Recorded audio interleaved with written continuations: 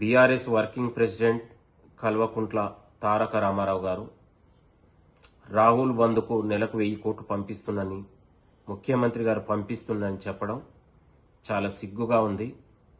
రైతులకు ఉరేసినోడు, రైతులకు ద్రోహం తలపెట్టినోడు, 10 ఏళ్లుగా రైతన్న పెరుగనం లేక పురుగుల మందే దిక్కు అయి అనేక మంది రైతుల ఆత్మహత్యలకు కారకులైన బీఆర్ఎస్ పార్టీ కావచ్చు, కేటీఆర్ వ్యవహారశీలి కావచ్చు, అలా కుటుంబం కావచ్చు, అలాంటి వాళ్ళు ఇవాళ రైతుల గురించి మాట్లాడితే చాలా సిగ్గుగా ఉంది.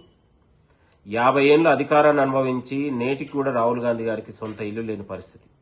దేశం కోసం, ఈ దేశంలో ఉన్న పేదల కోసం, బడుగుల కోసం ఆయన పోరాడుతూ ఉన్నాడు.